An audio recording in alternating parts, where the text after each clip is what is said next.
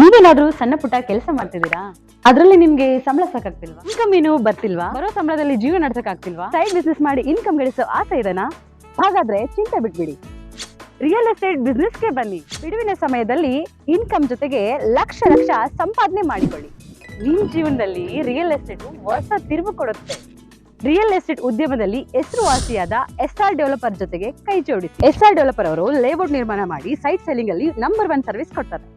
Document perfect ಇರುತ್ತೆ, ನಿಮ್ ದುಡ್ಡಿಗೆ ಗ್ಯಾರಂಟಿ ಇರುತ್ತೆ, ನಿಮ್ ಫ್ಯೂಚರ್ ಸಹ ಚೆನ್ನಾಗಿರುತ್ತೆ. ಇವರ ಲೇಔಟ್ಗಳು ಇರುವ ಸ್ಥಳ ಲಿಂಗಸ್ಕೂರು, ಮಾನ್ವಿ, ಹಟ್ಟಿ, ಕವಿತಾಳ ಹಾಗೂ ಶಹಾಪುರ. ನೀವು ಯಾವ ಲೊಕೇಶನ್ ಆದ್ರೂ ಕೆಲಸ ಮಾಡಬಹುದು. ಒಂದು ಕರೆ ಮಾಡಿ ಅಥವಾ ಕಚೇರಿಗೆ ಭೇಟಿ ನೀಡಿ.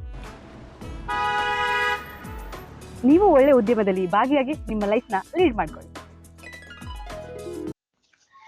ರಾಷ್ಟ್ರೀಯ ಹೆದ್ದಾರಿ ಚಿತ್ರದುರ್ಗ ವಲಯ ವತಿಯಿಂದ ಹಿರೇಕೊಟ್ನೆಕಲ್ನಿಂದ ಬಾಗಲವಾಡ ಮುಖ್ಯ ರಸ್ತೆಗೆ ಸಂಪರ್ಕಿಸುವ 9 ಕಿಲೋಮೀಟರ್ ರಸ್ತೆಯನ್ನು 6 ಕೋಟಿ ವೆಚ್ಚದಲ್ಲಿ ಡಾಂಬರೀಕರಣ ಕೈಗೊಳ್ಳಲಾಗುತ್ತಿದೆ ಎಂದು ರಾಜ್ಯ ಸಣ್ಣ ನೀರಾವರಿ ಹಾಗೂ ವಿಜ್ಞಾನ ತಂತ್ರಜ್ಞಾನ ಸಚಿವರಾದ NS ಬೋಸರಾಜು ತಿಳಿಸಿದರು. ತಾಲೂಕಿನ ಹಿರೇಕೊಟ್ನೆಕಲ್ ವೃತ್ತದಲ್ಲಿ ಹಿರೇಕೊಟ್ನೆಕಲ್ನಿಂದ ಬಾಗಲವಾಡ ಮುಖ್ಯ ರಸ್ತೆಗೆ ಸಂಪರ್ಕಿಸುವ ರಸ್ತೆ ನಿರ್ಮಾಣ ಕಾಮಗಾರಿಗೆ ಚಾಲನೆ ನೀಡಿ ಮಾತನಾಡಿದರು.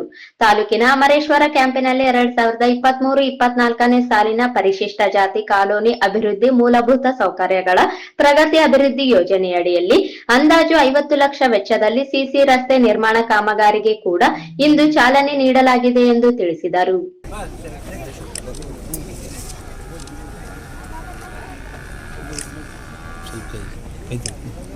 ಹಿಂದೆ ತಗರಿ ಫೋಟೋ.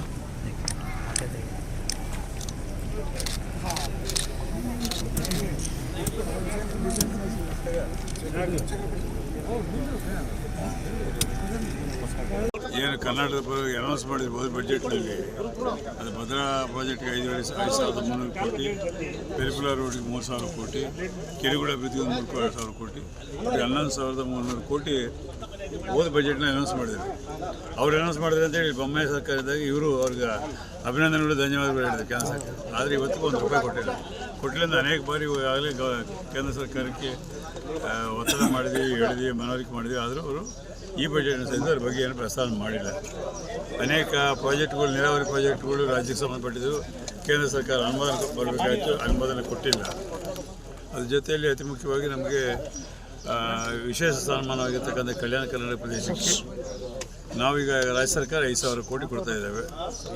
ಅದೇ ರೀತಿಯಾಗಿ ಮೂಲಭೂತ ಸೌಲಭ್ಯಗಳಿಗೆ ಮತ್ತು ಶಿಕ್ಷಣ, ಆರೋಗ್ಯಕ್ಕೆ ಅವರು ಕೊಡಬೇಕು, 5,000 ಕೋಟಿ ಕೊಡಬೇಕು ಅಂತೇಳಿ ಈಗಾಗಲೇ ಅವರಿಗೆ ವಿನಂತಿ ಮಾಡಿದ್ದಾರೆ ರಾಜ್ಯ ಸರ್ಕಾರ. ಅದರಲ್ಲಿ ಏನು ಮಾಡಿಲ್ಲ. ರಾಯಚೂರು ಜಿಲ್ಲಾ ವಿಶೇಷ ಸ್ಥಾನಮಾನ ಜೊತೆಯಲ್ಲಿ ಅವಳೇನು ಹಳ್ಳಿ ಕುದಿಕೊಂಡು ಹಂಗೆ ಕುದಿಕೊಂಬಳಿರ್ತ ಅವ್ಳು ಸುತ್ತ ನಾವೇನು ಮಾಡ್ಬೇಕು? ನಾಚಿಗೆ ಮಂದಿ ಬಿಟ್ಬಿಟ್ಟಾರ.